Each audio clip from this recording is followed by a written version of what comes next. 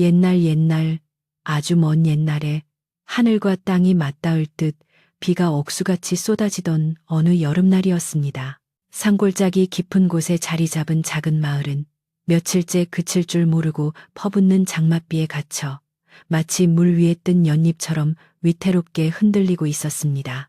검은 구름이 낮게 내려앉아 산허리를 감싸고 있었고 계곡물은 성난용처럼 붉은 흙탕물을 일으키며 무서운 기세로 마을 앞을 흘러가고 있었습니다. 마을 사람들은 불어난 물이 혹여나 집을 덮칠까 두려워 방문을 걸어 잠그고 뜬 눈으로 밤을 지새우곤 했는데 그 마을의 가장 높은 언덕 위에는 기와가 묵직하게 얹힌 큰 기와집 한 채가 비바람을 견디며 묵묵히 서 있었습니다.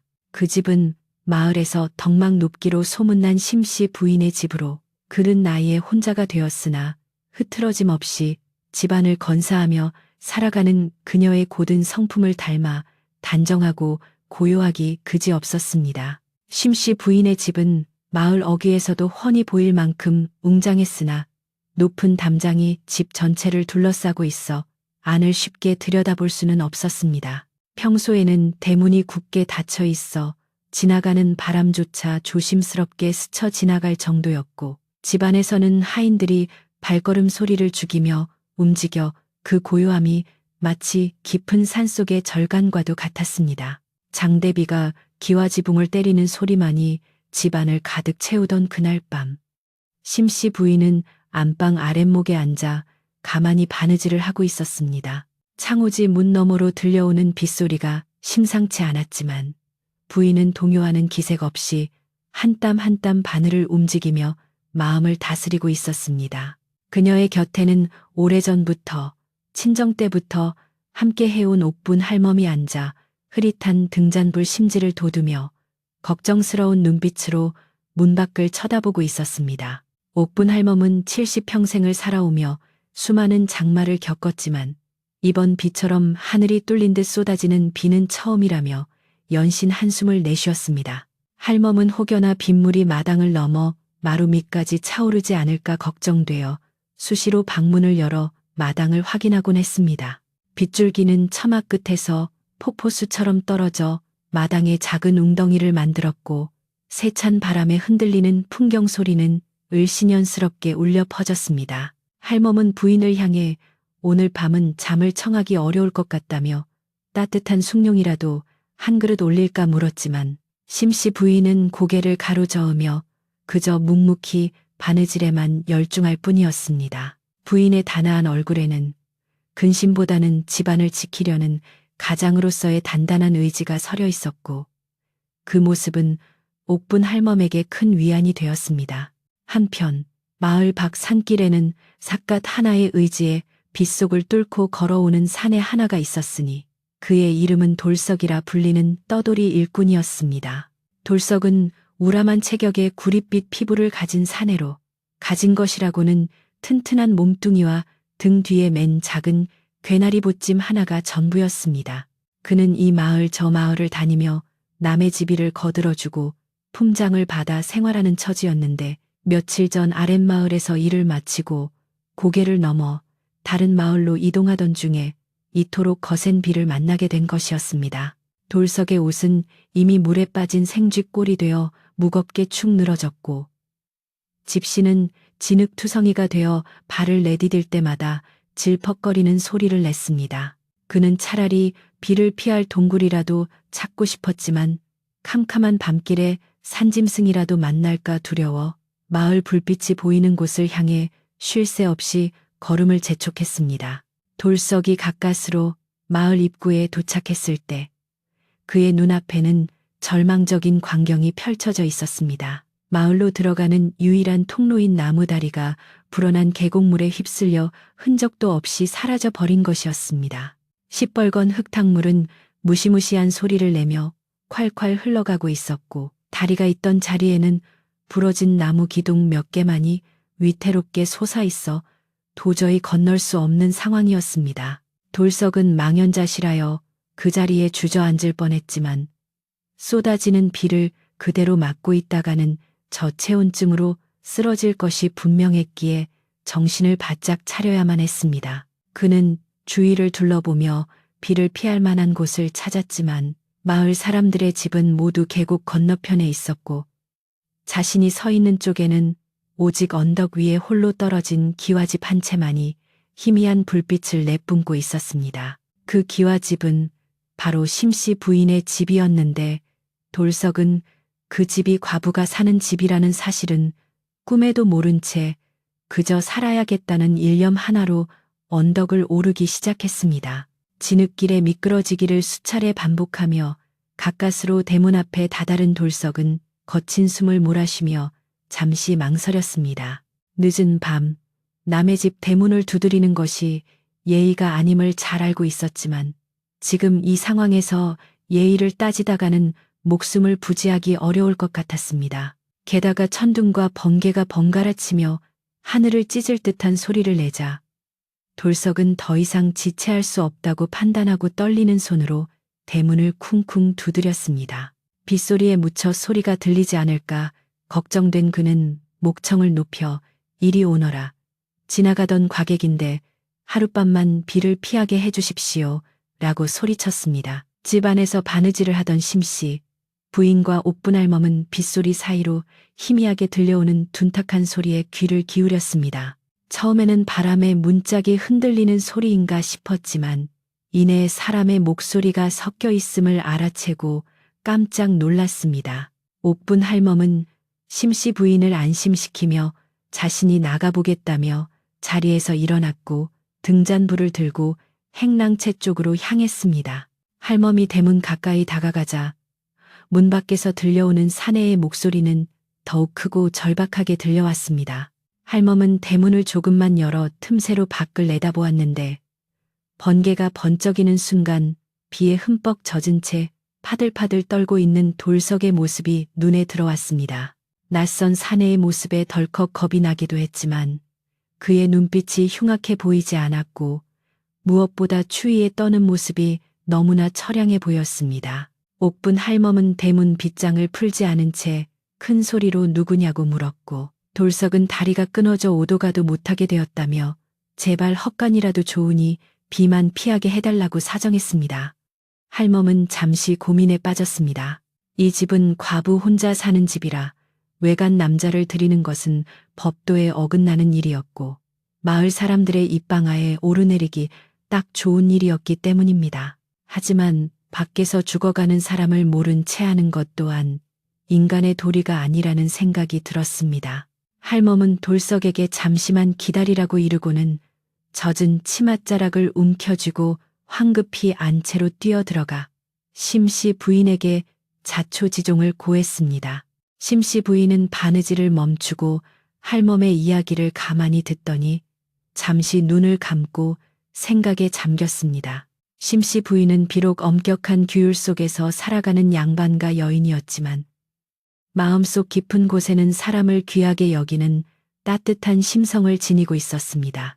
그녀는 밖에서 떨고 있을 나그네를 생각하니 마음이 편치 않았고 더욱이 천재지변으로 인해 공경에 처한 이를 내치는 것은 도리가 아니라고 판단했습니다.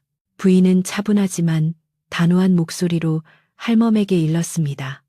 안채와 멀리 떨어진 행랑채 끝 방을 내어주도록 하세요. 젖은 옷을 갈아입을 수 있게 마른 광목천을 좀 내어주고 따뜻한 밥이라도 한 그릇 지어 먹이세요. 단 날이 밝으면 바로 떠나야 하며 안채 근처에는 얼씬도 하지 못하게 단단히 이르셔야 합니다.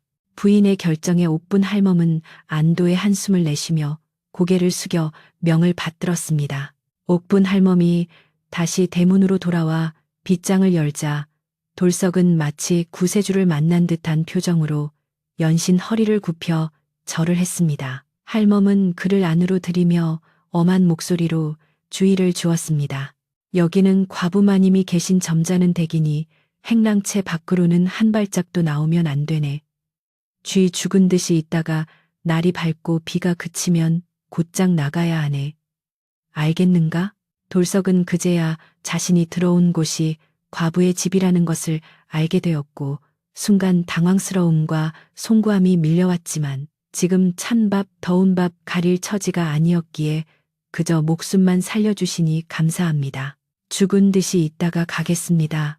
라고 대답했습니다. 할멈은 돌석을 대문 바로 옆에 붙은 행랑채의 작은 방으로 안내했고 돌석은 비에 젖은 몸을 이끌고 방 안으로 들어섰습니다. 행랑채 방은 오랫동안 사람의 손길이 닿지 않아 퀴퀴한 냄새가 났고 바닥에는 먼지가 쌓여 있었지만 돌석에게는 그 어떤 비단 금침보다 아늑하게 느껴졌습니다. 그는 젖은 보찜을 구석에 내려놓고 할멈이 가져다 준 마른 수건으로 물기를 닦아내기 시작했습니다. 차가운 빗물에 얼어붙었던 몸이 서서히 녹으면서 긴장이 풀리자 극심한 피로가 밀려왔습니다. 잠시 후 옥분 할멈이 김이 모락모락 나는 보리밥 한 그릇과 된장국 그리고 묵은 김치 몇 조각을 소반에 담아 들고 왔습니다. 돌석은 염치불고하고 밥상을 받아 들고는 허겁지겁 숟가락을 놀렸습니다. 뜨거운 국물이 목을 타고 넘어가자 뱃속이 따뜻해지면서 비로소 살아있다는 실감이 났습니다. 그는 밥을 먹으면서도 마음속으로 이 집 주인에 대한 고마움을 되새겼습니다. 밥을 다 먹은 돌석은 옥분 할멈에게 빈 그릇을 건네며 다시 한번 깊이 고개를 숙였습니다. 할멈은 돌석의 순박하고 예의 바른 태도에 경계심을 조금 풀고는 방문을 닫으며 필요한 것이 있으면 부르지 말고 그저 참게 안채에는 들리지 않으니라는 퉁명스러운 농담을 던지고 돌아갔습니다. 돌석은 할멈이 사라진 어둠 속을 향해 다시 한번 감사의 인사를 올린 뒤 좁은 방에 몸을 뉘었습니다. 밖에서는 여전히 비가 세차게 내리고 있었지만 두꺼운 흙벽과 튼튼한 지붕 덕분에 방 안은 고요하고 평온했습니다. 돌석은 천장을 바라보며 내일 아침 비가 그치면 어떻게든 다리를 건너거나 다른 길을 찾아 떠나야겠다고 다짐했습니다. 주인 마님께 폐를 끼치지 않으려면 해가 뜨자마자 사라지는 것이 최선이라고 생각했습니다. 밤이 깊어갈수록 빗소리는 더욱 거세져 마치 하늘이 무너져 내리는 듯했습니다. 안채에 있는 심씨 부인은 잠을 이루지 못하고 뒤척였습니다. 낯선 사내를 집에 들였다는 사실이 마음에 걸리기도 했지만 그보다는 끊어진 다리와 불어난 물 때문에 마을 사람들이 겪을 고초가 더 걱정되었기 때문입니다. 그녀는 머리맡에 놓인 경전을 펼쳐들고 마음을 가라앉히려 노력했지만 글자는 눈에 들어오지 않고 빗소리만 귓가에 맴돌았습니다. 한편 행랑채의 돌석 또한 쉽게 잠들지 못했습니다. 낯선 잠자리 탓도 있었지만 밖에서 들려오는 계곡 물소리가 너무나 커서 혹여나 물이 넘치지 않을까 하는 걱정이 들었기 때문입니다. 그는 일꾼으로서의 본능적인 감각으로 물소리의 높낮이를 가늠하며 밤새 귀를 기울였습니다. 새벽녘이 되자 비는 조금 잦아드는 듯 했지만 여전히 추적추적 내리고 있었습니다. 돌석은 날이 밝아오자마자 자리에서 일어나 방을 깨끗이 정돈했습니다. 자신이 머물렀던 흔적을 남기지 않으려는 배려였습니다. 그는 조용히 방문을 열고 마당으로 나갔는데 밤새 내린 비로 마당은 온통 진흙탕이었고 나뭇가지와 잎사귀들이 어지럽게 널려 있었습니다. 게다가 담장 한쪽 귀퉁이는 비바람을 견디지 못하고 허물어져 흉한 모습을 드러내고 있었습니다. 돌석은 그냥 떠나려던 발걸음을 멈추고 무너진 담장을 바라보았습니다. 하룻밤 따뜻하게 재워주고 밥까지 먹여준 은혜를 입었는데 주인 집 담장이 무너진 것을 보고도 그냥 지나치는 것은 사내대장부로서 도리가 아니라는 생각이 들었습니다. 돌석은 보찜을 다시 내려놓고 소매를 걷어붙였습니다. 그는 마당 구석에 쌓여있던 돌과 흙을 찾아 무너진 담장 쪽으로 옮기기 시작했습니다. 아직 이른 새벽이라 집 안 사람들은 모두 잠들어 있었고 안개 낀 마당에는 돌석의 거친 숨소리와 돌을 쌓는 소리만이 조용히 울려 퍼졌습니다. 그는 안채 쪽으로는 눈길 한번 주지 않고 오직 담장을 고치는 일에만 몰두했습니다. 빗물에 젖은 돌은 미끄럽고 무거웠지만 돌석의 야무진 손놀림의 담장은 조금씩 제 모습을 찾아가기 시작했습니다. 이것은 말로 다할 수 없는 고마움에 대한 돌석만의 투박하지만 진심 어린 보답이었습니다. 그렇게 폭풍우가 지나간 아침, 과부의 집 마당에서는 묵묵히 일하는 머슴의 땀방울이 빗물과 섞여 흐르고 있었습니다. 아침 안개가 자욱하게 깔린 마당에는 흙냄새와 풀냄새가 뒤섞여 묘한 향기를 풍기고 있었고, 밤새 요란하던 빗줄기는 가느다란 이슬비로 바뀌어 처마 끝을 적시고 있었습니다. 돌석은 누가 시키지도 않았음에도 묵묵히 무너진 담장을 보수하고 있었는데, 그의 손놀림은 투박하면서도 매우 정교하여 마치 오랜 경력을 지닌 석공과도 같았습니다. 진흙 범벅이 된 돌덩이를 들어 올려 이리저리 맞추어 보고 빈틈에는 작은 자갈과 흙을 채워 넣어 원래보다 더 단단하게 쌓아 올리는 모습에서 그의 성실한 성품이 그대로 드러났습니다.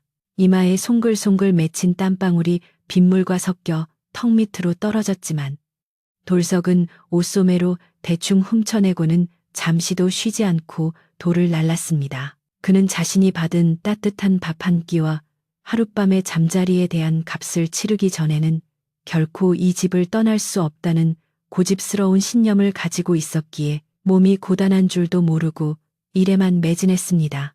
안채에서 아침상을 준비하러 나온 옥분 할멈은 마당 한 구석에서 들려오는 달그락거리는 소리에 놀라 발걸음을 멈추고 그 광경을 지켜보았습니다. 밤사이 비바람에 무너져 흉물스럽던 담장이 어느새 반듯하게 메워져 있는 것을 보고 할멈은 입을 다물지 못했습니다. 그냥 밥만 먹고 도망치듯 떠나는 뜨내기들도 수없이 봐왔던 터라 이토록 제1처럼 집안일을 돌보는 돌석의 모습은 신선한 충격으로 다가왔습니다. 할멈은 부엌으로 들어가 갓 지은 밥을 퍼담으며 심씨 부인에게 밖의 상황을 전했습니다. 심씨 부인은 방문을 살짝 열어 틈새로 돌석이 일하는 모습을 지켜보았는데 사내가 안채 쪽으로는 고개 한번 돌리지 않고 오직 담장 쌓는 일에만 열중하는 것을 확인하고는 안도와 함께 기특한 마음이 들었습니다.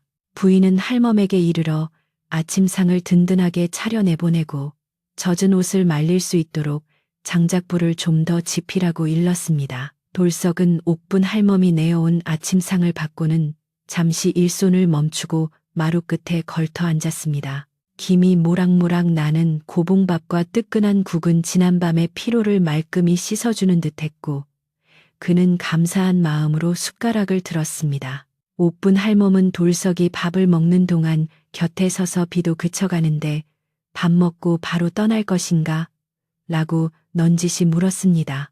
돌석은 밥을 삼키며 고개를 저었고 마을 입구의 다리가 완전히 끊어져 지금 당장은 건널 방법이 없으니 물이 좀 빠질 때까지 기다려야 한다고 대답했습니다. 그리고는 그냥 앉아서 얻어먹을 수는 없으니 다리가 놓일 때까지 이 집에 밀린 일들을 제가 다 해드리고 가겠습니다. 라고 씩씩하게 말했습니다. 할멈은 그 말이 싫지 않은 듯 짐짓 엄한 표정을 지으며 주인 마님께 누가 되지 않게 조심만 한다면야 장작 팰 힘은 있어 보이니 다행이구먼이라며 슬쩍 허락의 뜻을 비쳤습니다. 식사를 마친 돌석은 곧장 뒷뜰에 있는 장작더미로 향했고 그곳에는 장마철 습기를 머금은 통나무들이 산더미처럼 쌓여 있었습니다. 그는 헛간 구석에서 녹슨 도끼를 찾아내어 숫돌에 몇 번 쓱쓱 문질러 날을 세운 뒤 상의를 벗어 한쪽에 걸어두고 본격적으로 도끼질을 시작했습니다. 쩍쩍 하는 경쾌한 소리가 고요한 아침 공기를 가르며 울려 퍼졌고 단단한 통나무들은 돌석의 힘찬 도끼질 한 번에 시원하게 쪼개져 나갔습니다. 그의 등 근육은 도끼를 휘두를 때마다 꿈틀거렸고 구릿빛 피부 위로 땀이 비오듯 흘러내려 건강한 생명력을 발산했습니다. 돌석은 단순히 나무를 패는 것이 아니라 마치 자신의 마음속에 있는 번뇌를 쪼개듯 무아지경으로 도끼를 휘둘렀습니다.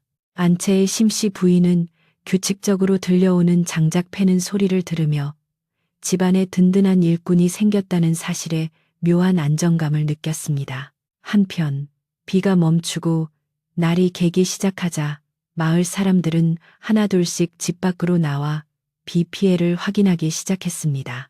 개울가는 불어난 물을 구경하러 나온 사람들로 북적거렸고 여기저기서 이번 비로 논둑이 터졌다거나 지붕이 팼다는 식의 걱정 섞인 대화들이 오갔습니다. 그 중에는 심씨 부인의 시삼촌인 최 노인도 있었는데 그는 마을에서 욕심이 많고 남의 험담을 즐기기로 유명한 인물이었습니다.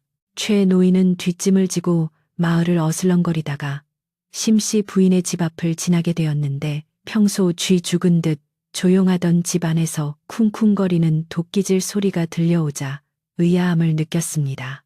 과부 혼자 사는 집에 저런 소리가 날 리가 없는데 라는 의구심이 든 최 노인은 발걸음을 멈추고 까치발을 들어 낮은 담장 너머로 집안을 기웃거렸습니다. 최 노인의 눈에 들어온 것은 상반신을 드러낸 채 땀을 뻘뻘 흘리며 장작을 패고 있는 건장한 사내, 바로 돌석이었습니다. 순간 최 노인의 눈이 번뜩였고 입가에는 비열한 미소가 번졌습니다.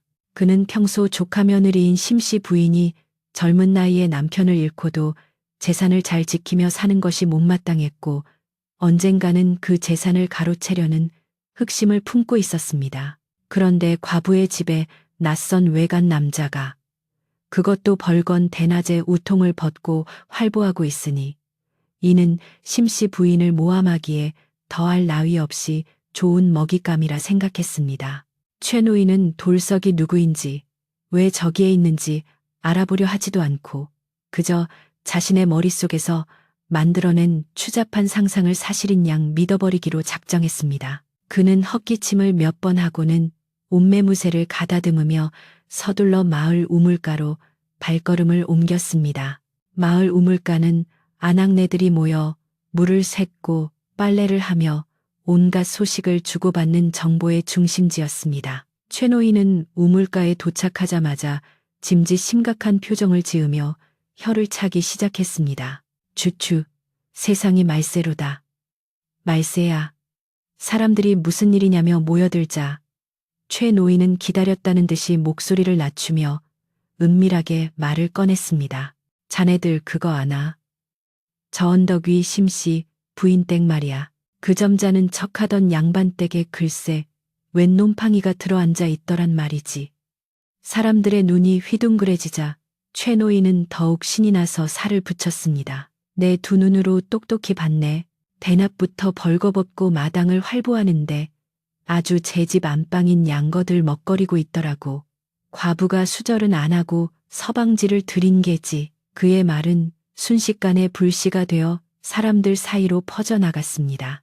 소문은 발이 달린 듯 순식간에 온 마을로 퍼져나갔고 사람들의 입을 거칠 때마다 내용은 더욱 자극적이고 흉측하게 변질되었습니다.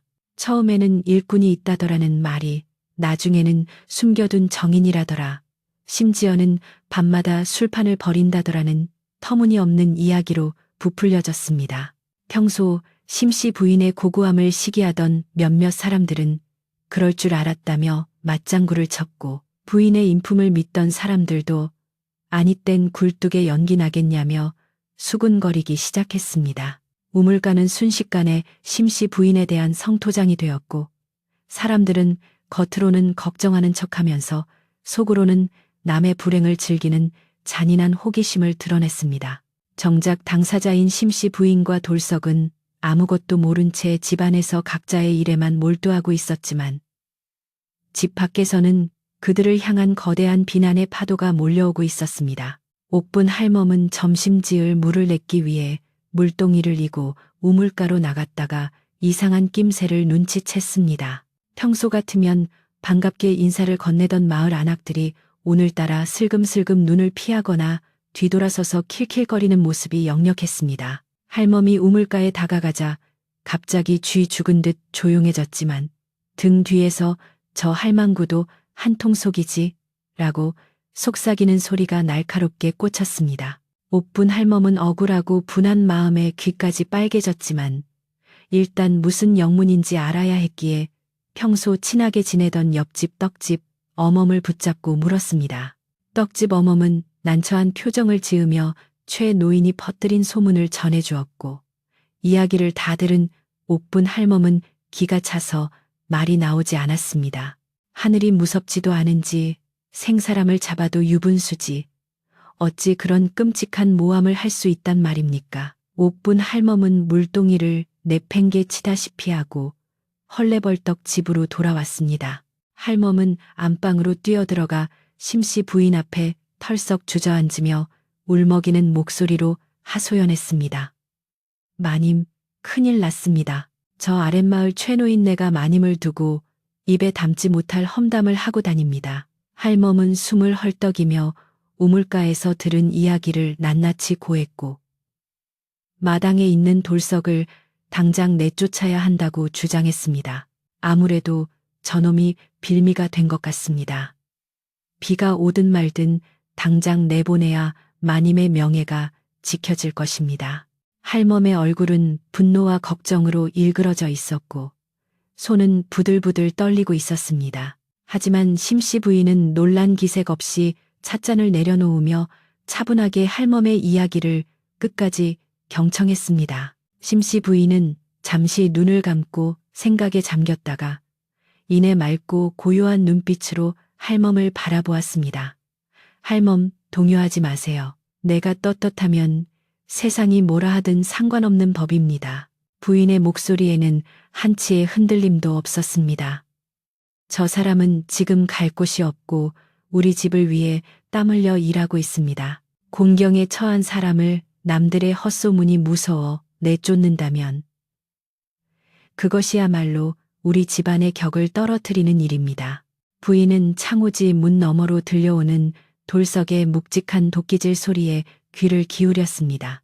그 소리는 삿된 욕심이나 불순한 의도가 섞이지 않은 정직한 노동의 소리였습니다. 부인은 사람을 볼 때 소문이 아닌 그 사람의 행동을 보아야 한다고 믿었고 돌석에게서 느껴지는 우직함을 신뢰하기로 마음먹었습니다. 그러나 옥분 할멈의 마음은 좀처럼 진정되지 않았습니다.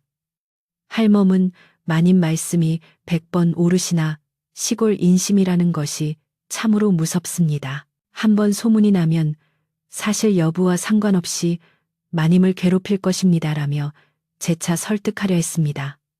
심씨 부인은 엷은 미소를 지으며 할멈의 손을 잡아주었습니다. 걱정해주는 마음은 고마우나 진실은 언젠가 밝혀지기 마련입니다. 지금 우리가 해야 할 일은 손님 대접을 소홀히 하지 않는 것입니다. 점심때가 되었으니 일꾼에게 국수라도 넉넉히 삶아 대접하세요. 부인의 단호한 태도에 옥분 할멈은 더 이상 말을 잇지 못하고 깊은 한숨을 내쉬며 물러날 수밖에 없었습니다. 할멈은 부엌으로 가면서도 여전히 불안한 마음을 떨칠 수 없어 연신 대문 쪽을 힐끔거렸습니다. 마당의 돌석은 집 밖에서 무슨 일이 벌어지고 있는지, 안채에서 어떤 대화가 오갔는지 꿈에도 모른 채 일에만 몰두하고 있었습니다. 어느새 마당 한쪽에는 쪼개진 장작들이 질서정연하게 쌓여 거대한 탑을 이루고 있었습니다. 돌석은 허리를 펴고 이마에 땀을 닦으며 자신이 쌓아 올린 장작들을 뿌듯하게 바라보았습니다.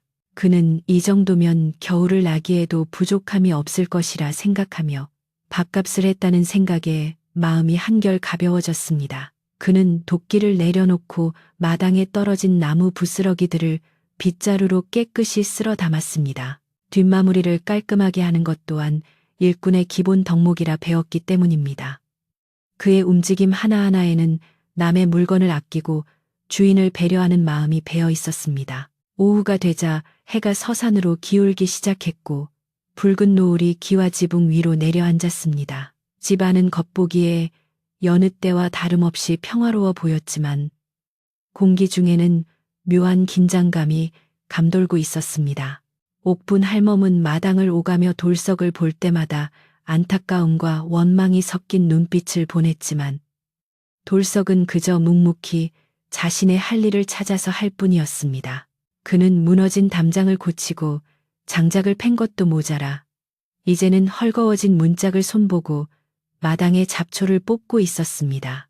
땀으로 흠뻑 젖은 그의 등은 정직하게 살아온 그의 인생을 대변하는 듯 했지만 담장 너머 세상은 그의 진심을 왜곡하고 비틀어 흉기로 만들 준비를 하고 있었습니다. 어둠이 짙게 깔릴수록 밖에서 들려오는 풀벌레 소리가 유난히 시끄럽게 느껴졌고 이는 마치 다가올 폭풍전야의 전조와도 같았습니다. 그날 밤 심씨 부인은 잠자리에 누워서도 쉽게 잠들지 못했습니다. 멀리서 개 짖는 소리가 들려오고 바람에 나뭇가지가 흔들리는 소리가 창문을 두드렸습니다. 부인은 자신의 판단이 옳았는지 끊임없이 자문했지만 양심에 비추어 부끄러움이 없다는 결론에 도달하며 마음을 다잡았습니다. 하지만 내일이면 최 노인이 가만히 있지 않을 것이라는 예감이 들었습니다. 그 노인의 탐욕스러운 눈빛을 익히 알고 있었기에 이번 일을 빌미로 반드시 해코지를 하려들 것임을 짐작할 수 있었습니다. 부인은 어둠 속에서 조용히 일어나 앉아 묵주를 굴리며 마음의 평화를 빌었습니다. 행랑채의 돌석 또한 깊은 잠에 빠져 코를 골고 있었지만 그의 꿈속에서도 끊어진 다리와 거센 물살이 나타나 그를 괴롭히고 있었습니다. 그렇게 폭풍우가 지나간 후의 고요함 속에서 더 큰 시련의 파도가 서서히 집을 향해 밀려오고 있었습니다. 이튿날 아침은 거짓말처럼 맑게 개어 햇살이 눈부시게 쏟아져 내렸습니다. 지난 며칠간 하늘을 뒤덮었던 먹구름은 온데간데 없이 사라지고 파란 하늘이 높게 드러나 마치 세상이 새로 태어난 듯 했습니다. 기와 지붕 위로 내려앉은 햇살은 젖은 기와를 반짝이게 만들었고 마당의 흙바닥도 물기를 머금은 채 김을 피어 올리며 서서히 말라가고 있었습니다. 돌석은 아침 일찍 일어나 빗자루를 들고 마당 구석구석을 쓸어내고 있었습니다. 그는 젖은 흙이 신발에 묻어 안채 마루를 더럽히지 않도록 징검돌 위에 묻은 진흙까지 꼼꼼하게 닦아내었습니다. 그의 얼굴에는 지난밤의 고단함 대신 맑은 날씨만큼이나 개운한 기색이 감돌고 있었지만 대문 밖에서 들려오는 심상치 않은 인기척은 그 평화를 오래 허락하지 않을 기세였습니다. 갑자기 이리 오너라 하는 호통 소리와 함께 굳게 닫혀있던 대문이 벌컥 열렸습니다. 평소 조심스럽게 문을 두드리던 마을 사람들과 달리 이번 방문객은 주인의 허락도 없이 무례하게 문을 밀치고 들어왔습니다. 앞장선 이는 다름 아닌 최 노인이었고 그 뒤로 마을 청년 몇몇과 호기심 어린 눈빛의 동네 사람들이 우르르 몰려 들어왔습니다. 최 노인은 뒷짐을 지고 거드름을 피우며 마당으로 들어서더니 빗자루를 들고 서 있는 돌석을 발견하고는 기다렸다는 듯 콧방귀를 뀌었습니다. 허허, 내 말이 맞지 않으냐? 과부 혼자 사는 집에 웬 건장한 사내가 버젓이 활보하고 있으니 이것이 대체 무슨 해괴망측한 일이란 말이냐. 최 노인의 목소리는 마당을 쩌렁쩌렁 울리며 안채 깊숙한 곳까지 파고들었습니다. 돌석은 빗자루를 쥔 손에 힘을 주며 그들을 노려보았습니다.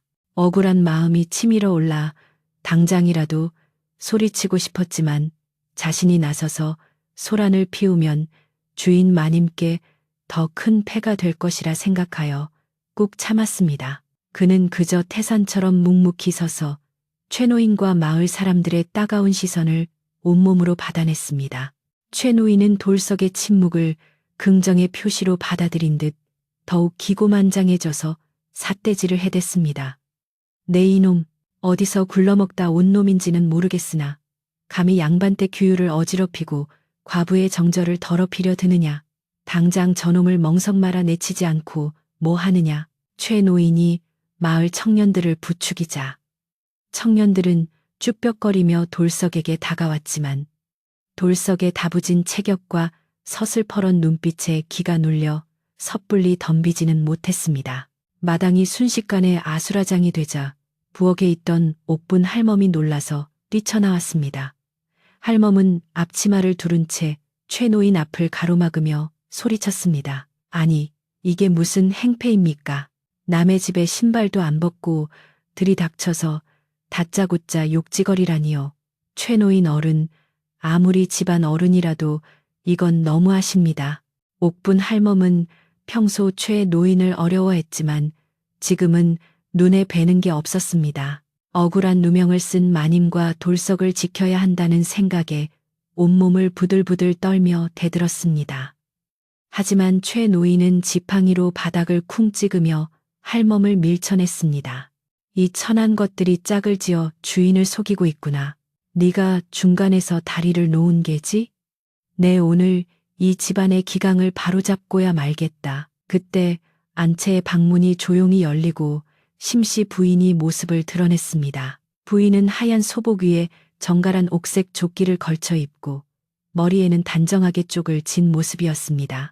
소란스러운 바깥 상황에도 불구하고 부인의 표정은 흐트러짐 없이 차분했고 눈빛은 서리빨처럼 차가웠습니다. 부인이 대청마루로 천천히 걸어 나오자 왁자지껄하던 마당은 찬물을 끼얹은 듯 순식간에 조용해졌습니다. 사람들은 심씨 부인의 기품 있는 모습에 압도되어 숨소리조차 크게 내지 못했습니다. 부인은 마루 끝에 서서 아래를 내려다보며 낮지만 분명한 목소리로 입을 열었습니다. 숙부님, 아침부터 이 무슨 소란이십니까? 이웃분들까지 대동하고 남의 앞마당까지 들어오시다니 예법을 중시하시는 숙부님답지 않습니다. 최 노인은 심씨 부인의 당당한 태도에 잠시 멈칫했지만 이내 마음을 다잡고 헛기침을 했습니다. 그는 마을 사람들 앞에서 자신의 권위를 세우고 심씨 부인의 길을 꺾어야만 집안의 재산을 관리하겠다는 명분을 얻을 수 있다고 계산했습니다. 조카 며느리 내 이 꼴을 안 보려고 했으나 가문의 명예가 땅에 떨어지는 것을 두고 볼 수 없어 왔네. 자네는 수절 과부로서 몸가짐을 정결히 해야 하거늘 어찌하여 외간 남자를 집에 들이고 밤을 보냈단 말인가. 이것은 칠거지약에 해당하는 중죄야. 최 노인은 침까지 튀겨가며 열변을 토했고 따라온 마을 사람들도 수군거리며 심씨 부인의 반응을 살폈습니다. 모두가 부인의 입에서 나올 변명을 기다리고 있었습니다. 심씨 부인은 엷은 미소를 지으며 고개를 저었습니다. 그 미소는 비웃음이 아니라 탐욕에 눈이 멀어 도리를 저버린 노인에 대한 연민에 가까웠습니다. 숙부님, 사람의 목숨보다 귀한 법도가 어디 있습니까? 지난밤 폭우로 다리가 끊겨 오도 가도 못하는 나그네가 빗속에서 떨고 있었습니다. 짐승도 비를 피하러 들어오면 내치지 않는 법이거늘 하물며 사람을 쫓아내어 죽게 만드는 것이 가문의 명예를 지키는 일입니까? 부인의 논리 정연한 반박에 최 노인은 말문이 막혔습니다. 하지만 그는 쉽게 물러서지 않고 억지를 부렸습니다. 핑계 대지 마라. 남녀가 유별한데 한 지붕 아래서 밤을 보냈다는 것 자체가 부정하다는 것이다. 내 눈에는 저 놈팡이와 자네 사이에 흐르는 묘한 기류가 보인다 보여. 최 노인의 저급한 언사에 옥분 할멈은 참지 못하고 다시 앞으로 나섰습니다. 어르신, 말씀 삼가십시오. 저 총각은 어젯밤 행랑채 끝방에서 한 발짝도 나오지 않았습니다. 제가 두 눈 부릅뜨고 지켰고 저 총각도 안채 쪽으로는 고개도 돌리지 않았습니다. 못 믿으시겠으면 저 담장과 장작을 보십시오. 옥분 할멈은 손가락으로 마당 한쪽에 쌓인 장작 더미와 말끔하게 고쳐진 담장을 가리켰습니다. 밤새 비가 오는데도 저 총각은 밥값 하겠다며 새벽부터 일어나 무너진 담장을 고치고 저 많은 장작을 팠습니다. 딴맘을 먹은 놈이라면 저런 힘든 일을 왜 한답니까? 할멈의 외침에 마을 사람들의 시선이 일제히 돌석이 해놓은 작업물로 향했습니다. 사람들은 그제야 마당의 풍경을 제대로 보게 되었습니다. 어른 키만큼 높게 쌓인 장작더미는 한눈에 봐도 엄청난 양이었고 단면이 매끄럽게 잘린 것으로 보아 보통 솜씨가 아니었습니다. 또한 비바람에 무너졌던 담장은 흙과 돌이 빈틈없이 채워져 새 것처럼 단단해져 있었습니다. 마을 사람들 사이에서 저 정도 일을 하려면 밤새 쉬지도 않았겠는데? 딴짓할 틈이 어디 있어. 손바닥에 물집 잡힌 것 좀 봐. 하는 웅성거림이 퍼져나갔습니다. 돌석의 성실한 노동의 흔적은 그 어떤 말보다 강력한 증거가 되어 최 노인의 모함을 무색하게 만들고 있었습니다. 돌석은 여전히 아무 말 없이 자신의 거친 손만 내려다보고 있었지만 그 침묵은 이제 굴종이 아닌 결백의 증명이었습니다. 심씨 부인은 흔들리는 민심을 읽고 획기를 박듯 다시 입을 열었습니다. 숙부님, 그리고 마을 어르신들. 제가 과부의 몸으로 이 큰 집을 지키는 것이 얼마나 힘겨운 일인지 아시리라 믿습니다. 그럼에도 저는 단 한 번도 남의 손가락질 받을 짓을 하지 않았습니다. 저 사람은 하늘이 보낸 비를 피해 잠시 머문 손님일 뿐, 그 이상도 이하도 아닙니다. 만약 저 사람에게 부정한 마음이 있었다면 제 집 담장이 저리 반듯하게 서 있겠습니까? 아니면 제 마음의 담장이 먼저 무너졌겠습니까? 부인의 호소력 짙은 목소리는 사람들의 양심을 건드렸습니다. 그녀의 당당함 앞에서 최 노인의 억지 주장은 설 자리를 잃어가고 있었습니다. 최 노인은 얼굴이 불그락 푸르락해져서 쥐고 있던 지팡이만 만지작거렸습니다. 자신이 데려온 사람들마저 고개를 끄덕이며 심씨 부인의 편을 드는 분위기가 되자 그는 더 이상 공격할 명분을 찾지 못해 당황했습니다. 하지만 이대로 물러나면 자신의 체면이 구겨진다고 생각한 최 노인은 마지막으로 억지를 부렸습니다. 말은 청산유수로구나. 하지만 과부집에 외간 남자가 있었다는 사실은 변치 않아. 소문이라는 게 얼마나 무서운지 아느냐. 네가 아무리 깨끗하다고 해도 세상 사람들은 그렇게 보지 않을 게야. 그는 끝까지 심씨 부인의 마음에 생채기를 내려는 듯 악담을 퍼부었습니다. 그때 돌석이 천천히 고개를 들고 입을 열었습니다. 그의 목소리는 낮고 굵직하여 듣는 이의 가슴을 울리는 힘이 있었습니다. 어르신, 제가 천한 놈이라 배운 것은 없으나 은혜를 원수로 갚는 짐승은 아닙니다. 주인 마님께서는 죽어가는 사람을 살려주셨을 뿐입니다. 제 존재가 마님께 누를 끼친다면 저는 지금 당장이라도 혀를 깨물고 죽어 결백을 증명할 수 있습니다. 돌석의 눈에는 결연한 의지가 서려 있었고 그 비장함에 최 노인은 흠칫 놀라 뒷걸음질 쳤습니다. 돌석은 쥐고 있던 빗자루를 내려놓고 옆에 있던 도끼를 집어들더니 자신의 손가락을 자르려는 신뢰까지 하며 강하게 나갔습니다. 놀란 마을 청년들이 달려들어 돌석을 말렸고 옥분 할멈은 비명을 지르며 주저앉았습니다. 심씨 부인은 황급히 멈추시오. 그게 무슨 짓입니까? 라며 소리쳤습니다. 마당은 다시 한번 소용돌이쳤지만 이번 소란은 돌석의 진심을 확인하는 계기가 되었습니다. 사람들은 돌석의 행동에서 거짓 없음을 보았고 최 노인의 의심이 얼마나 터무니없는 것인지 깨달았습니다. 분위기가 완전히 반전되자 최 노인을 따라왔던 마을 사람들 중 몇몇은 슬그머니 뒤로 물러나며 우리가 실수를 한 것 같구먼. 최 노인 말만 듣고 생사람 잡을 뻔했어. 라며 웅성거렸습니다. 최 노인은 완전히 고립되었습니다. 그는 씩씩거리며 돌석과 심씨 부인을 번갈아 노려보다가 두고 보자. 내 언젠가는 내년의 두 얼굴을 밝혀내고야 말 테다. 라는 비겁한 말을 남기고 단돌아서서 대문을 빠져나갔습니다. 그의 뒷모습은 처량하고 초라하기 그지 없었습니다. 최 노인이 사라지자 남은 마을 사람들은 머쓱한 표정으로 심씨 부인에게 고개를 숙여 사과했습니다. 부인, 우리가 생각이 짧았습니다. 용서해 주십시오. 부인은 그들을 나무라지 않고 인자하게 받아주었습니다. 오해가 풀렸으니 되었습니다. 모두 돌아가서 젖은 논밭이나 살피십시오. 사람들은 부인의 덕망에 감복하며 하나둘씩 집을 빠져나갔습니다. 모두가 떠나고 다시 고요해진 마당에는 심씨 부인과 옥분 할멈 그리고 돌석만이 남았습니다. 폭풍우처럼 몰아치던 소란이 끝난 후의 정적은 어색하면서도 무거웠습니다. 심씨 부인은 마루에서 내려와 마당으로 내려섰습니다. 그녀는 흙바닥에 무릎을 꿇고 앉아 거친 숨을 몰아쉬는 돌석에게 다가갔습니다.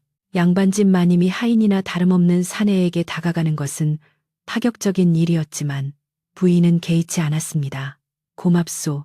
그대의 진심이 우리 집안을 살렸소. 하마터면 억울한 누명을 쓰고 평생을 고통받을 뻔했는데 그대의 용기 덕분에 내 명예를 지킬 수 있었소. 부인의 따뜻한 말 한마디에 돌석은 참고 있던 긴장이 풀리며 왈칵 눈물이 솟구칠 뻔했습니다. 돌석은 황송하여 몸둘 바를 모르며 바닥에 머리를 조아렸습니다. 아닙니다, 마님. 천한 목숨 살려주신 은혜에 비하면 아무것도 아닙니다. 마님께 패가 되었다면 죽어 마땅합니다. 심씨 부인은 옥분 할멈에게 눈짓을 보내어 돌석을 부축해 일으키게 했습니다. 이제 그만 일어나시오. 그리고 할멈, 이 사람에게 따뜻한 술 한 잔 내어주세요. 놀란 가슴을 진정시켜야 하지 않겠소. 할멈은 눈물을 글썽이며 고개를 끄덕이고 부엌으로 달려갔습니다. 햇살은 더욱 따사롭게 마당을 비추었고 돌석의 어깨 위로 따뜻한 온기가 내려앉았습니다. 비록 세상의 편견과 탐욕이 그들을 흔들려 했으나 진실한 마음과 신의는 그 어떤 튼튼한 담장보다도 견고하게 그들을 지켜주고 있었습니다. 그러나 돌석은 알고 있었습니다. 이제 자신이 떠나야 할 시간이 다가오고 있다는 것을, 그리고 마지막으로 자신이 해야 할 일이 하나 더 남아있다는 것을 말입니다. 소란스러웠던 한바탕의 소동이 지나가고 심씨 부인의 집 마당에는 다시금 고요한 평화가 찾아왔습니다. 옥분 할멈이 떨리는 손으로 내어온 따뜻한 술 한 잔을 단숨에 들이킨 돌석은 입가에 묻은 술방울을 투박한 손등으로 쓱 닦아내었습니다. 술 기운이 돌자 긴장했던 근육이 풀리며 온몸에 나른함이 찾아왔지만 그의 눈빛만은 여전히 형형하게 빛나고 있었습니다. 그는 자신이 이 집에 더 머무르는 것이 부인에게 또 다른 짐이 될 수 있다는 사실을 누구보다 잘 알고 있었습니다. 비록 오해는 풀렸고 마을 사람들의 사과도 받았지만 남녀가 유별한 세상에서 과부의 집에 외간 남자가 오래 머무는 것은 결국 뒷말을 낳기 마련이기 때문입니다. 돌석은 자리에서 벌떡 일어나 흙투성이가 된 바지를 툭툭 털어내며 결심을 굳혔습니다. 해가 지기 전에 반드시 떠나야 하며 떠나기 전에 자신이 해야 할 마지막 과업을 완수해야겠다고 다짐했습니다. 돌석은 마당 한 구석에 놓아두었던 보찜을 챙기는 대신 다시금 헛간으로 향하여 굵은 밧줄과 톱 그리고 망치를 챙겨 들었습니다. 옥분 할멈이 의아한 눈빛으로 떠나려는 게 아니었소. 그 연장들은 다 무엇하러 챙기는가? 라고 물었지만 돌석은 그저씩 웃으며 금방 다녀오겠습니다. 갈 때 가더라도 제 발로 들어온 길은 제 손으로 닦아놓고 가야지요. 라는 알 수 없는 말을 남기고 대문을 나섰습니다. 그의 발걸음은 마을 입구, 즉 폭우로 끊어진 다리가 있던 계곡을 향하고 있었습니다. 며칠간 물이 조금 빠지긴 했으나 여전히 물살이 거센 계곡 앞에는 부러진 나무 기둥과 떠내려온 잔해들이 어지럽게 널려 있어 보는 이의 마음을 심란하게 만들었습니다. 돌석은 잠시 물살을 노려보며 지형을 살피더니 거침없이 바지를 걷어 올리고 차가운 계곡물 속으로 들어갔습니다. 마을 사람들은 멀리서 돌석이 하는 행동을 지켜보고 있었습니다. 처음에는 그가 홧김에 마을을 떠나려나 보다 생각했지만 보찜도 없이 연장만 들고 물속으로 들어가는 모습을 보고는 호기심에 하나둘씩 개울가로 모여들었습니다. 돌석은 사람들의 시선 따위는 아랑곳하지 않고 떠내려오다 바위 틈에 걸린 굵은 통나무들을 어깨에 짊어지고 옮기기 시작했습니다. 그 통나무들은 상류에서 휩쓸려 내려온 아름드리 나무들로 혼자서 들기에는 버거워 보였으나 돌석은 기압을 한 번 하고 내지르더니 번쩍 들어 올려 끊어진 다리의 기둥자리에 박아 넣었습니다. 그의 등 근육이 밧줄처럼 붉어져 나왔고 이마에서는 굵은 땀방울이 비 오듯 쏟아져 내렸습니다. 그것은 단순한 노동이 아니라 자신을 믿어준 심씨 부인에 대한 보은이자 마을에 대한 무언의 화해 요청과도 같았습니다. 돌석은 능숙한 솜씨로 돌을 쌓아 교각의 기초를 다지고 그 위에 굵은 통나무를 가로질러 뼈대를 만들었습니다. 물살이 세차게 흐르는 와중에도 중심을 잃지 않고 묵묵히 돌을 나르는 그의 모습은 마치 물속에 사는 우직한 바위처럼 든든해 보였습니다. 구경하던 마을 장정들 중 몇몇이 그 모습에 감화되었는지 누가 먼저랄 것도 없이 소매를 걷어붙이고 물가로 내려왔습니다. 여보게, 내가 저쪽을 잡아줌세. 한 청년이 통나무 끝을 잡아주자 다른 노인도 지팡이를 내려놓고 잔가지를 치우는 것을 거들었습니다. 최 노인의 험담에 속아 돌석을 욕했던 사람들이 미안한 마음을 갚기 위해 하나둘씩 일손을 보태기 시작한 것입니다. 돌석은 그들에게 말없이 고개를 끄덕여 감사를 표했고, 계곡가에는 톱질 소리와 망치질 소리, 그리고 사람들의 거친 숨소리가 어우러져 활기찬 합주곡을 만들어냈습니다. 해는 서서히 서산 너머로 기울어가고 계곡물은 노을빛을 받아 붉게 물들기 시작했습니다.